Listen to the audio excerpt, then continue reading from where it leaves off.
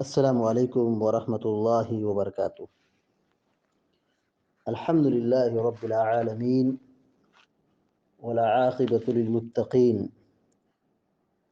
والصلاة والسلام علی اشرف الانبیاء والمرسلین نبینا محمد وعلی آلہ وصحبہ اجمعین وبعد۔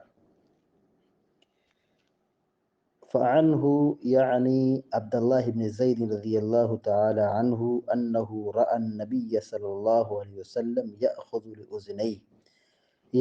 لأذنيه ماء خلاف الماء الذي أخذه لرأسه، أخرجه البيهقي وقال إسناده صحيح وصححه الترمذي أيضا، وهو عند مسلم من هذا الوجه بلفظ ومسح برأسه بماء غير فضل يديه وهو المحفوظ۔ بلوغ المرام من ادلۃ الاحکام کی حدیث نمبر 39 ابھی آپ کے سامنے پڑھی گئی ہے۔ حدیث کے راوی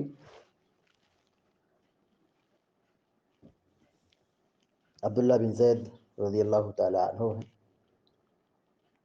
یہاں پر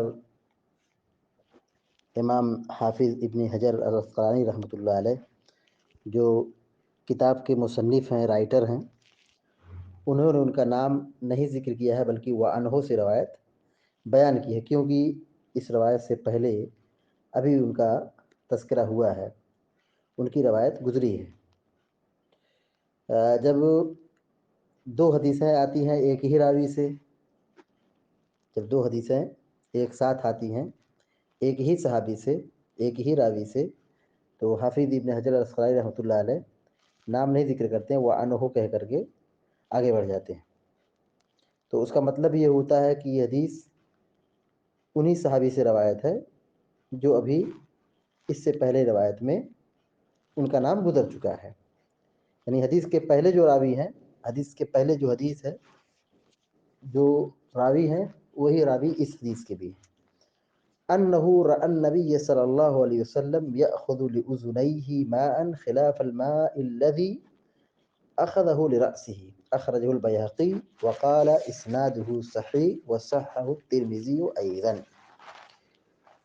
رأى منے دیکھنا، رأى منے دیکھا،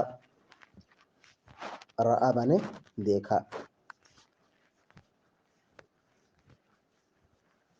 انہ رأى کہ انہوں نے دیکھا، انہ رأى کہ انہوں نے دیکھا، یعنی صحابی رسول عبداللہ بن زید رضی اللہ تعالی عنہ نے کن کو دیکھا؟ النبی، نبی صلی اللہ علیہ وسلم کو۔ انہ رأى النبی صلی اللہ علیہ وسلم کہ انہوں نے اللہ کے نبی صلی اللہ علیہ وسلم کو دیکھا۔ یأخذ لأذنیہ ماء، اخذ یأخذ منے لینا، پکڑنا، یأخذ لینا، پکڑنا، لأذنیہ اذن مانے کان، لأذنیہ اپنے دونوں کانوں کے لیے، اپنے دونوں کانوں کے لیے، لأذنیہ کا معنی ہوگا اپنے دونوں کانوں کے لیے۔ ماء، ماء مانے پانی، خلاف مانے خلاف، خلاف مانے خلاف،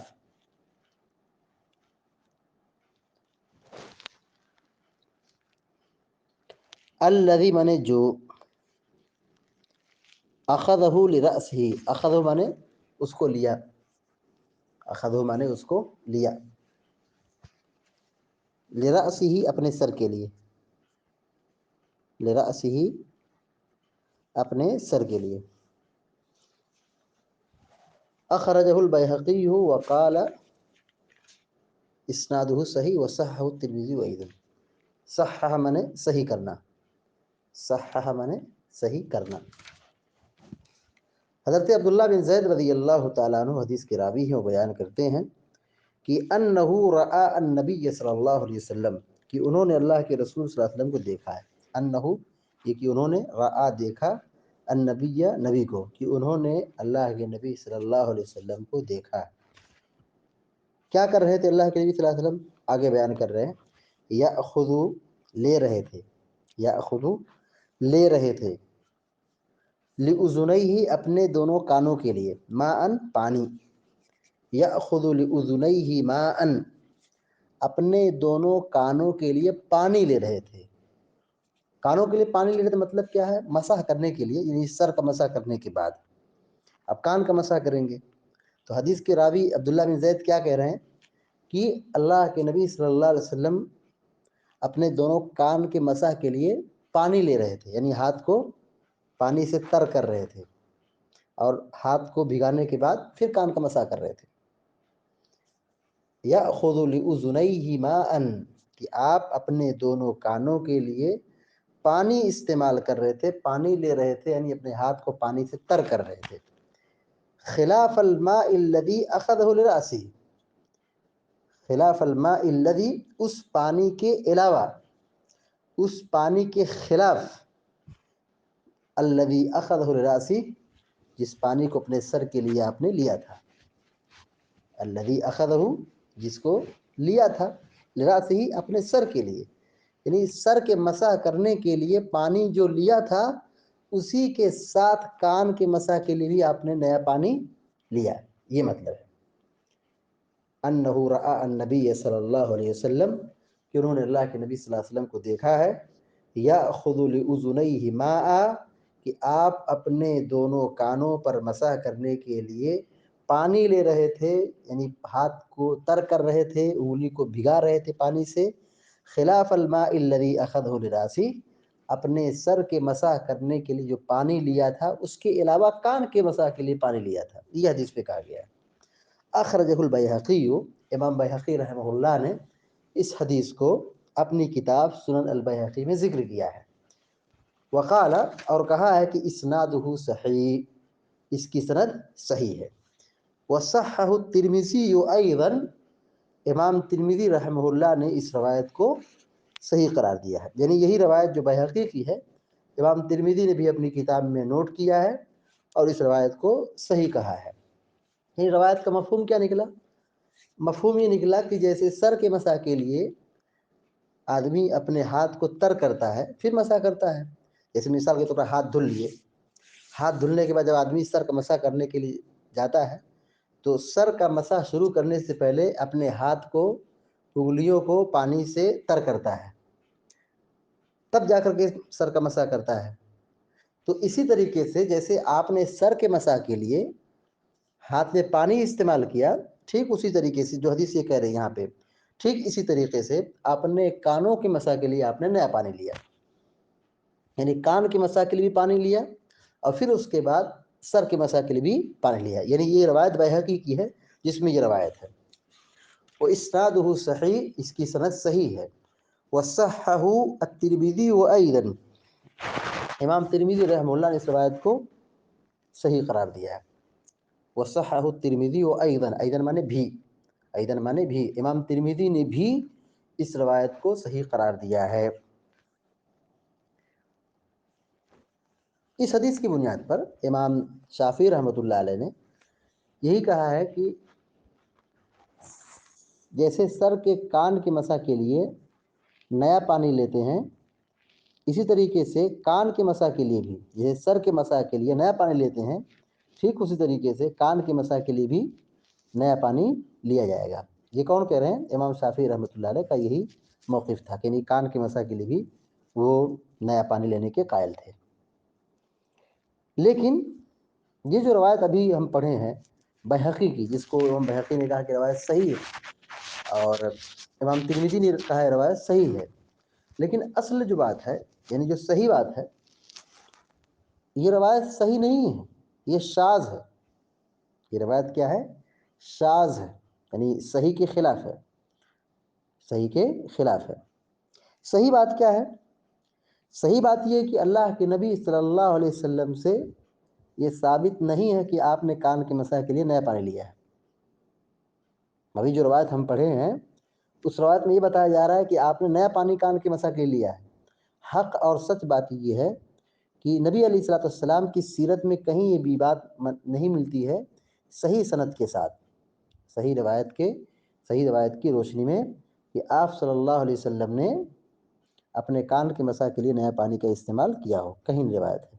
یہاں پر جو روایت ابھی ہم پڑھ رہے ہیں بیہقی کے حوالے سے، اس روایت کو علماء کی ایک بڑی جماعت نے، محدثین کی ایک بڑی جماعت نے کہا ہے کہ یہ روایت کیا ہے؟ شاذ ہے، یعنی صحیح روایت کے خلاف ہے۔ صحیح روایت کیا ہے؟ دیکھیے آگے ابن حجر کہتے ہیں، آگے ابن حجر یعنی اسی کتاب، یعنی ابھی حدیث جو پڑھے ہیں اسی حدیث کے بعد دیکھیے ابن حجر کیا کہہ رہے ہیں۔ ابن حجر کہہ رہے ہیں کہ وَهُوَ عِنْدَ مُسْلِمٍ مِنْ هَذَا الْوَجْهِ بِلَفْظٍ وَمَسْحَ بِرَأْسِهِ بِمَاءٍ غَيْرِ فَضْلِ يَدَيْهِ وَهُوَ المحفوظ۔ کہتے ہیں کہ یہی روایت مسلم کے اندر ہے، وَهُوَ اور یہ یعنی حدیث، عند مسلم، عند مانے پاس، مسلم مانے امام مسلم، امام مسلم کے اندر، امام مسلم کی روایت میں، من هذا الوجہ اسی سند سے، من هذا الوجہ اسی سند سے، یعنی کس کی سند سے؟ بیہقی کی سند جو ہے، وہی سند امام مسلم نے بھی اپنی کتاب صحیح مسلم میں نوٹ کی ہے، مگر وہاں پہ روایت کیا ہے؟ اس کے خلاف ہے۔ وہاں پہ روایت صحیح مسلم کے اندر جو روایت ہے بیہقی کی روایت کے خلاف ہے، اور ظاہر سی بات ہے جو صحیح مسلم کی روایت ہے وہ سب سے صحیح کتاب ہے، بخاری کے بعد احادیث میں سب سے صحیح کتاب جو ہے بخاری کے بعد صحیح مسلم ہے۔ اصح الکتب بعد کتاب اللہ، اللہ رب العالمین کی کتاب کے بعد سب سے صحیح کتاب صحیح بخاری ہے، اور صحیح بخاری کے بعد سب سے صحیح کتاب امام مسلم رحمہ اللہ کی صحیح مسلم ہے۔ اس صحیح مسلم کی روایت میں جو امام مسلم نے سند ذکر کی ہے بیہقی والی، وہی سند اپنی کتاب میں ذکر کی ہے، اس کے اندر جو لفظ استعمال ہوا ہے کہ اللہ کے نبی صلی اللہ علیہ وسلم نے کیسے وضو کیا، تفصیل دیکھیے، وَمَسْحَ بِرَأْسِهِ، راوی کہتے ہیں کہ اپنے سر کا آپ نے مسح کیا، وَمَسْحَ بِرَأْسِهِ، اپنے سر کا آپ نے مسح کیا، بِمَاءٍ، ایسے پانی سے، ما مانے پانی، ماؤن مانے پانی، بِمَاءٍ ایسے پانی سے، وَمَسْحَ بِرَأْسِهِ، آپ صلی اللہ علیہ وسلم نے اپنے سر کا مسح کیا، بِمَاءٍ ایسے پانی سے، کہتے ہیں غیر فضل یدیہ، غیر فضل یدیہ، غیر مانے علاوہ، فضل مانے بچا ہوا، استعمال کے بعد جو بچ جاتا ہے زائد، اس کو فضل کہتے ہیں۔ فضل کسے کہتے ہیں؟ ضرورت سے زائد جو ہو، بچ گیا ہو۔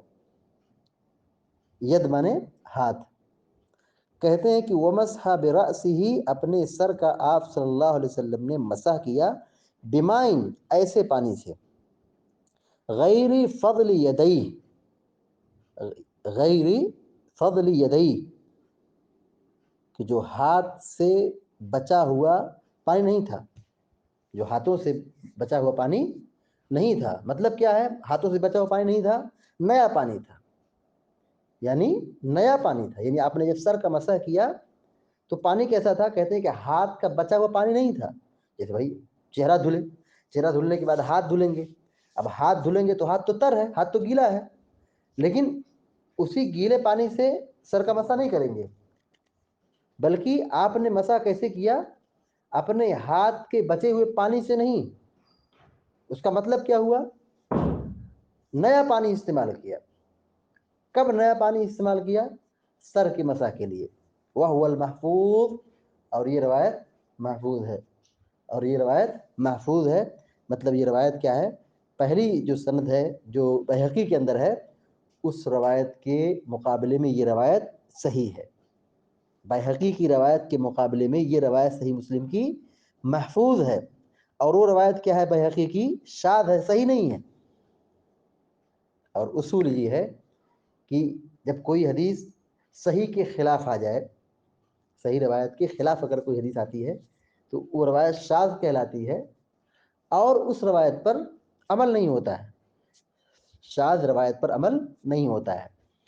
پھر دیکھیے وَهُوَ عِنْدَ مُسْلِمٍ، مسلم کے اندر یہی روایت من هذا الوجہ اسی سند سے ہے، یعنی سر کے مسح کرنے کے تعلق سے جو روایت عبداللہ بن زید رضی اللہ تعالیٰ عنہ کی ہے، وہی روایت امام مسلم نے اپنی صحیح مسلم میں نوٹ کیا ہے بلفظ، اس لفظ کے ساتھ کہ ومسح برأس ہی، کہ آپ صلی اللہ علیہ وسلم نے اپنے سر کا مسح کیا بمائن، ایسے پانی سے، غیر فضل یدئی، جو آپ کے دونوں ہاتھوں سے بچا ہوا پانی تھا، آپ کے دونوں ہاتھوں کے بچا ہوا پانی کے علاوہ، غیر فضل یدئی، اپنے دونوں ہاتھوں کے بچے ہوئے پانی کے علاوہ، یعنی نیا پانی آپ نے استعمال کیا، غیر فضل یدئی، اپنے دونوں ہاتھوں کے بچے ہوئے پانی کے علاوہ، غیر مانے علاوہ، وہو المحفوظ، اور یہی روایت کیا ہے، محفوظ ہے، یعنی آپ نے نیا پانی کس کے لیے لیا ہے؟ سر کے مسح کے لیے لیا ہے، کان کے مسح کے لیے آپ نے نیا پانی نہیں لیا ہے، اور یہی حق ہے، یہی سچ ہے، اور یہی اسی پر عمل بھی ہے، اسی پر عمل بھی ہے کہ سر کا مسح کرتے ہو تو پانی لیتے ہیں، لیکن کان کے مسح کے لیے آپ پانی نہیں لیتے ہیں۔ کیوں نہیں لیتے ہیں؟ کیونکہ سر اور کان کا جو مسح ہے، یہ کان جو ہے سر کا حصہ ہے۔ اللہ کے نبی علیہ الصلوۃ والسلام کی بڑی مشہور روایت ہے کہ اللہ کے نبی صلی اللہ علیہ وسلم نے فرمایا الاذنانی من الرأس، الاذنانی من الرأس، یہ دونوں کان سر کا حصہ ہے، یعنی سر سے بالکل ملا ہوا ہے، تو جیسے سر کا مسح کیا جائے گا، کان کا بھی مسح کیا جائے گا اندر باہر، اب اس کے لیے نیا پانی لینے کی ضرورت نہیں ہے، کیونکہ اللہ کے نبی علیہ السلام سے جو صحیح سند سے ثابت ہے کہ مسح برأسہ بماء غیر فضل یدیہ، کہ آپ صلی اللہ علیہ وسلم نے اپنے سر کا جب مسح کیا تو ایسے پانی سے سر کا مسح کیا، غیر فضل یدیہ، جو دونوں ہاتھوں سے بچا ہوا پانی کے علاوہ تھا، یعنی نیا پانی استعمال آپ نے کیا ہے۔ اللہ رب العالمین سے دعا ہے کہ اللہ تعالی ہم سب کو نیک عمل کرنے کی توفیق عطا فرمائے۔ ابھی جو روایت پڑھی گئی ہے، یہاں پر دو روایتیں ہو گئی، ایک تو بیہقی کی اور ایک صحیح مسلم کی، تو دونوں میں تطبیق کی صورت یہ نکالیں گے کہ بیہقی کی روایت شاذ ہے، لہذا اس پر عمل نہیں کیا جائے گا، یعنی آپ نے جسے بھی روایت پڑھے ہیں کہ اللہ کے نبی صلی اللہ علیہ وسلم نے کان کے مسح کے لیے نیا پانی لیا، مگر یہ روایت کان پر مسح کرنے والی روایت کے لیے جو نیا پانی کا ذکر موجود ہے حدیث میں، اس روایت کے بارے میں علماء کہتے ہیں کہ یہ شاذ ہے، اور شاذ حدیث پر عمل نہیں ہوتا ہے۔